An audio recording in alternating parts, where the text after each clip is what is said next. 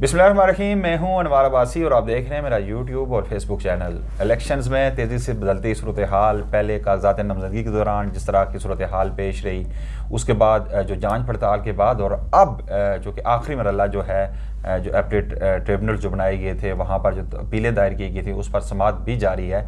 लेकिन आज हम बात करेंगे वफाकी दारुल-हुकूमत की शहर इक़्तिदार की जो 3 नेशनल असम्बली के हल्के हैं, हल्का NH 46, 47 और 48, वहाँ की तेज़ी से बदलती सूरत हाल पर बात करेंगे। पहले भी हमने बात की थी लेकिन अब एकदम से कुछ चीज़ें तब्दील हुई हैं, कुछ सूरत हाल तब्दील हुई है, उस पर बात करेंगे। और हस्बे मामूल मेरे साथ मौजूद है आज नवीद सती साहब, उनसे हम बात करेंगे। यहाँ मैं एक अपने सेंटरों में एक बात करना चाह रहा हूँ कि देखें इस वक्त जो सूरत हाल, एक तरफ तो मुकाबला है ही इस वक्त मुस्लिम लीग नून का है और पाकिस्तान तहरीक इंसाफ का है। मैं ये समझता हूँ कि ओवरऑल अगर बात की जाए, लेकिन इस्लामाबाद में भी सूरत हाल कुछ ऐसी ही है, चूँकि इस्लामाबाद मोस्टली जो शहरी इलाका है और वहाँ पर पाकिस्तान तहरीक इंसाफ का वोट बैंक ज़्यादा है। लेकिन दूसरी जानब जो मुस्लिम लीग नून के कुछ उम्मीदवार हैं, अपने आप को मजबूत उम्मीदवार ज़ाहिर करने के लिए एक दूसरे पर इल्ज़ाम तराशियों का सिलसिला भी जारी रखा है। मैं छोटी सी मिसाल आपको दे सकता हूँ कि जिस तरह ज़ीशान नकवी ने 2 दिन कबल कुछ वहाँ पर सहाफ़ियों को मदऊ किया और उनसे ये कहा कि आप ये बात करें कि इस हल्के का NH 46 का मजबूत तरीन उम्मीदवार मुस्लिम लीग नून का अगर हो सकता है तो ज़ीशान नकवी हो सकता है। फिर उसके जवाब में अंजम वकील ने भी वही टैक्टिक्स इस्तेमाल करने की कोशिश की, उन्होंने भी कुछ सहाफ़ियों को मदऊ कर रखा है। तो ये सूरत हाल हो रही है अपने आप को मनवाने के लिए, लेकिन हल्के के अवाम क्या चाहते हैं, वहाँ की सूरत हाल क्या है। हमारे साथ तशरीफ़ रखते हैं नवीद सती साहब। नवीद सती साहब, बहुत शुक्रिया आपका, आप वक्त देते हैं। आज अगर 3 हल्कों की बात की जाए, इस्लामाबाद के जो शहरी एरिया हैं, कुछ अर्बन एरिया हैं, कुछ देही इलाके भी उसमें हैं, लेकिन क्या देख रहे हैं इस वक्त 46 की अगर जाएँ तो वहाँ पर भी देखें। अब एक तरफ तो मुस्लिम लीग नून है, उसके तो 2 उम्मीदवार मैंने जिक्र कर दिया, अंजम वकील भी है, ज़ीशान नकवी मजबूत उम्मीदवार हैं, और इसके अलावा वहाँ पे पीपल्स पार्टी राजा इमरान अशरफ भी अपना हल्का दावा कर रहे हैं, जी मेरा हल्का है। इसके अलावा वहाँ पे आमिर मुग़ल, पाकिस्तान तहरीक इंसाफ के रुपोश जो रहनुमा हैं, शुएब शाहीन है, शेर अफजल मरवत है, ये मजबूत तरीन उम्मीदवारों में से शामिल। क्या सूरत हाल देख रहे हैं आप वहाँ की? अच्छा भाई साहब, इसमें आपके नाज़रीन के लिए सबसे पहले ये बता दूं कि इस्लामाबाद जो है वो टोटल जो वोट बैंक है इस दफ़ा वो है 10,41,554 तीनों हल्कों का जी। और उसमें जो मेल वोट बैंक है वो 5,46,996 है और फीमेल जो है वो 4,94,558 है। ये वोट बैंक है। अच्छा, अब इसमें तब्दीली ये आई है, अब अगर आपके पास टाइम हो तो थोड़ा सा मैं आपको बता दूं। एक तो यह है कि 46 पहले 52 हुआ था, यानी आपका देही इलाका था, मैक्सिमम देही इलाका था। जी।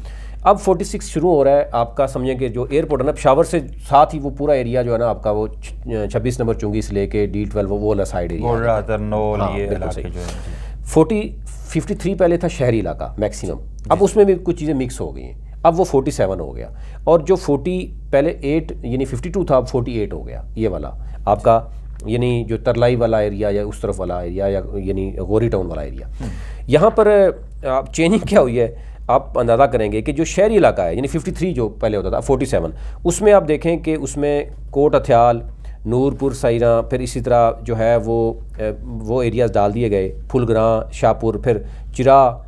अब अंदाज़ा करें चिरा जो है वो ये इसके साथ आ गया, जो 48 बना है उसमें एक और चीज़ डाल दी गई, फिर फराश टाउन फिर इसमें डाल दिया, फिर उसके बाद सुहान इसमें डाल दिया गया। ठीक है, ये वो एरियाज़ है रूरल एरियाज़, यानी सुहान रूरल भी इसमें है, मारगला टाउन भी इसमें डाल दिया। तो ये समझ आती है कि G6, 7 ये सारे एरियाज़ हैं, ये समझ आती है कि चलो शहरी इलाके थे।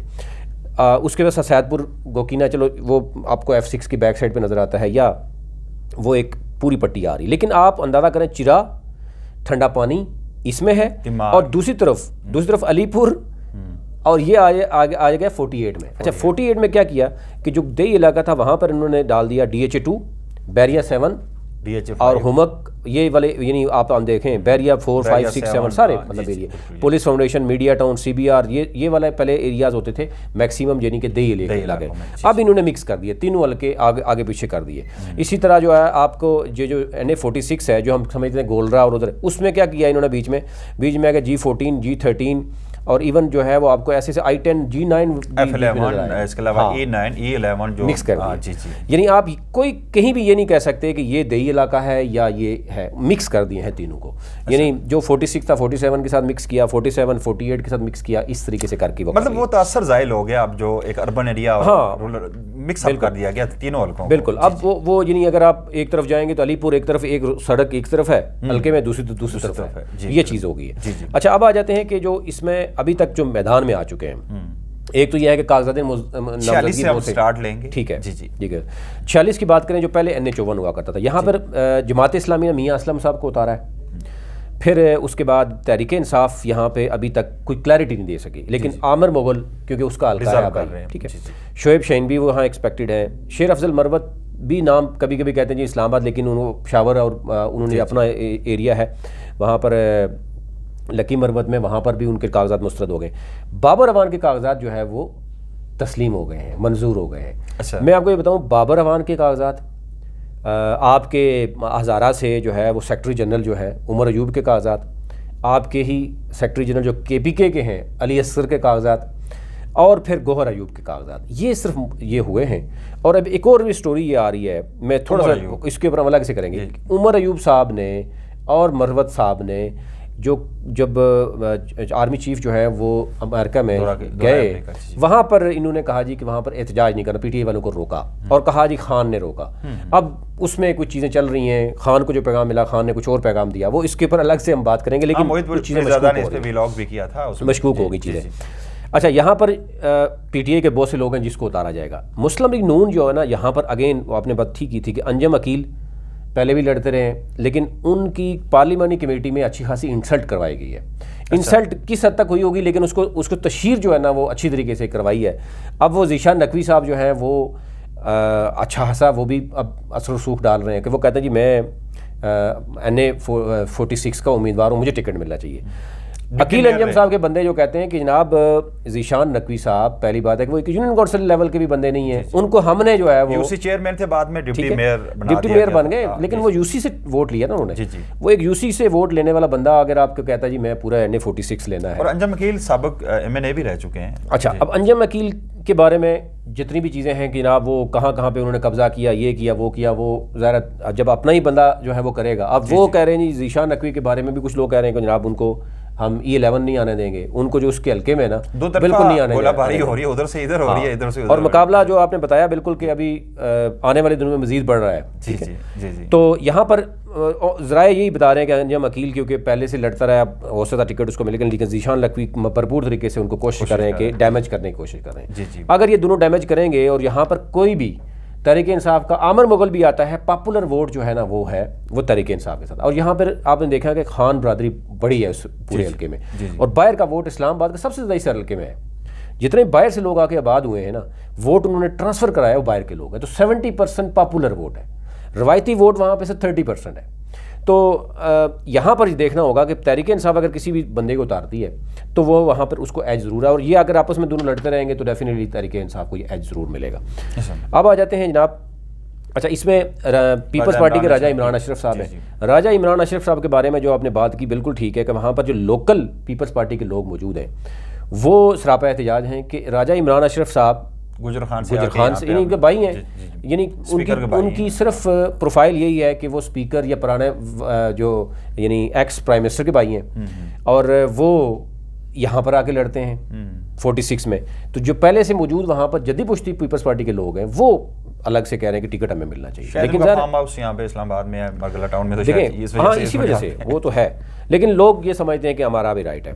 अच्छा, उसके अलावा जो है वो नून लीग और भी बता दी, जमात इस्लामी का भी बता दिया। अब आ जाते हैं 46 की आपने जैसे बात की, तो यहाँ जिस तरह आपने तजिया किया उसके मुताबिक तो ये लग रहा है कि वहाँ पाकिस्तान तहरीक इंसाफ को ज़्यादा मतलब जो सर्वे हालिया सर्वे है उसके मुताबिक तो वहाँ पे जो अक्सरियत है वो पाकिस्तान तहरीक इंसाफ को सपोर्ट कर रही है। आप देखते हैं कैंडिडेट कौन सा आता है पाकिस्तान तहरीक इंसाफ का, देखिए वोट बैंक है। हाँ, वोट बैंक। आप अगर कंपेयर करें लास्ट टाइम जो इलेक्शन हुआ, असद उमर के बारे में कहा जा रहा है कि वो कराची से आके लड़े और वो जीत गए, और मार्जिन बहुत बड़ा है, यानी जो अकील अंजम और उनके दरमियान मार्जिन है वो बहुत बड़ा है, और वोट बैंक बड़ा है, कम नहीं हुआ। PTI का इशू ये है, सिर्फ लेवल प्लेइंग फील्ड सिर्फ ये है कि किसी बंदे को भी उतारा जाए ना। आमिर मुगल, मैंने कहा वो बहुत बड़ा टफ टाइम दे देगा, सिर्फ आमिर मुगल ही, वो प्रेसिडेंट है पीटीआई का और तीसरी दफ़ा वो प्रेसिडेंट बना है, और पहले उसके साथ ज्यादती भी होती रही है, तो अभी भी ज्यादती हो रही है। उसने अपने बच्चों के साथ बच्चों की कुर्बानी की अगर सूरत हाल देखें तो वहाँ भी काशिफ चौधरी जमात इस्लामी के हैं, इसके अलावा अगेन शेर अफजल मरवत ने भी आई थिंक वहाँ से कर रखा है, और इसके अलावा जो दीगर पाकिस्तान शेख अंसर अजीज़ जो थे मियां नवाज शरीफ के करीबी दोस्त तस्वर किए जाते हैं, तारक फजल चौधरी मजबूत उम्मीदवार हैं मुस्लिम लीग नून के। इसके अलावा वहाँ से राजा मुमताज़ भी ख़ुद को उम्मीदवार वो जाहिर कर रहे हैं। इस तरह सिप्ती शाह आई थिंक उसके पीपल्स पार्टी के और दीगर जो वहाँ पर जो हैं उम्मीदवार हैं। तो आपके नज़दीक वहाँ की सूरत हाल क्या बन रही है इस वक्त? अच्छा, यहाँ पर जो 47 है ना, तहरीक इंसाफ ये देख रही है कि ये मैक्सिमम, चलो ये हम ये कह सकते हैं जो नई हल्का बंदी हुई है, मैक्सिमम एरिया ये शहर का है, प्योरली शहर है, यानी जिसमें आपको यानी मैं अगर आपको दिखाऊं तो इसमें आपको हल्के नज़र आते हैं G6 यानी G7 मैक्सिमम, ठीक है। फिर उसके बाद आपके ये वाले एरिया है, लेकिन इसमें भी ये फुलग्राम वाला एरिया है, यानी इन्होंने ये भी एरिया जो है ना मिक्सअप इस तरह कर दिया। लेकिन मार्गला टाउन, रावल टाउन, फिर आपके I8, I9, G8 ये वाले सारे एरिया है, ठीक है। तो अब इसमें जो है वो ये नज़र आ रहा है कि यहाँ पर तहरीक इंसाफ तो देखेगी कि किसी को भी उतार सकती है, क्योंकि पॉपुलर वोट पहले इमरान खान खुद लड़े, फिर अली अवान जैसे एक यूनियन काउंसिल के बंदे को भी वहाँ पे पॉपुलैरिटी मिल गई। अब आल्दो के वो IPP में जाके पार्टी सियासत छोड़ गए, वो नहीं सामने आ रहे। यहाँ पर मुस्तफ़ा नवाज खोखर उतरे हैं जी पहले वाले मैदान में, अच्छा, ठीक है। अब मुस्तफ़ा नवाज खोखर जो है वो कह रहे हैं जी मैं NA46 और NA47 और 48 दोनों में लड़ूंगा। तो मुस्तफ़ा नवाज खोखर, उनका रवायती कुछ वोट है खोखर बरादरी का, बाकी वो ऐसा वोट नहीं है। लेकिन अब ये भी कहा जा रहा है कि हो सकता है कि एट द एंड वो क्योंकि खामोश हैं, कुछ PTI की तरफ PTI की तरफ उनका रुझान है, तो क्या वो आज़ाद हैसियत में लड़के PTI से सपोर्ट मांगने की कोशिश करेंगे या PTI अपना मैदान में उतारेगी। लेकिन PTI अभी तक क्या है कि PTI के पास कैंडिडेट बहुत ज़्यादा है, यहाँ पर PTI अपना मजबूत कैंडिडेट उतारेगी यहाँ मैदान। तो उस सूरत में मुस्तफ़ा नवाज खोखर वो स्ट्रगलिंग पोजीशन में, अभी वो ना आवाम में जाते हैं, कोई जलसा नहीं किया, कोई पब्लिक गैदरिंग नहीं, और उनके बारे में भी ये है कि वो भी अपने आप को बहुत बड़ा थिंक टैंक समझते हैं, लेकिन अब पब्लिक में उनकी भी वो नहीं है। और बहुत बड़े बड़े वाक़यात हो चुके हैं, लेकिन वहाँ पर भी कहीं भी मुस्तफ़ा नवाज खोखर जो है वह नज़र नहीं आए। तो वो मतलब ठीक है कि वो एक थिंक टैंक बना के चला रहे थे। यहाँ पर है जनाब सिप्तल हसन शाह PTI पीपल्स पार्टी से, और वो पहले भी लड़े थे, अभी दोबारा रवायती वोट पीपल्स पार्टी का जो है वो तो उठाएंगे। बाकी हाँ, नैयर हसन शाह साहब के बहारी हैं, बहारी साहब के भाई हैं, और ये पुराना रवायती इनका वोट बैंक है, वो उठाएंगे। तो पीपल्स पार्टी का भी उस तरीके से आप कहेंगे पॉपुलैरिटी या वोट या कोई आगे मंशूर नहीं है कि जिससे आप कहेंगे बहुत ज़्यादा कोई बाहर से आएंगे, तो इनको भी बहुत ज़्यादा स्ट्रगल करनी पड़ेगी। काशिफ चौधरी जमात इस्लामी के हैं, जमात इस्लामी का जो वोट है वो ले लेंगे। यहाँ पर एज जो है ना वो PTI को है, पॉपुलर वोट PTI के पास है। नून लीग में यहाँ पर आप देखें बहुत ज़्यादा संगीन किस्म की लड़ाई चल रही है, सही है। यहाँ पर तारक फजल चौधरी साहब कहते हैं कि मैं लड़ूंगा, और 48 में वो चाहते हैं कि उनके जो रिश्तेदार हैं चौधरी रिफत, उनको उतारा जाए। लेकिन पार्टी समझती है, पार्टी कुछ लोग कहते हैं कि चौधरी रिफत वीक कैंडिडेट है, वो किसी भी तगड़े कैंडिडेट का मुकाबला नहीं कर सकेगा, इसलिए चौधरी साहब को यानी डॉक्टर फजल चौधरी को 47 में टिकट मिलना मुश्किल लग रहा है, मुश्किल लग रहा है। तो राजा वकार भी हैं, पहले लड़े हैं, और शेख अंसर हैं। अब ये कहा जा रहा है, हमारे ज़राए अभी तक बता रहे हैं, शेख अंसर काफ़ी हद तक, हाँ जी,